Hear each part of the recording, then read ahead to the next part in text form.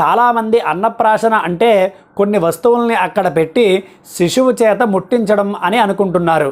కానీ అన్నప్రాశన ఎలా చేయాలి అంటే దంపతులిద్దరూ కూర్చుని ముందుగా గణపతి పూజ చేసి తర్వాత గౌరీ పూజ కానీ కులదేవత పూజ కానీ చేసి ఆ దేవతకి పరమాన్నాన్ని నైవేద్యంగా పెట్టి ఆ నైవేద్యం పెట్టినటువంటి పరమాన్నాన్ని ఈ శిశువుకి ప్రాశన చేయించాలి. దానినే అన్నప్రాశన అని అంటారు. స్వస్తి.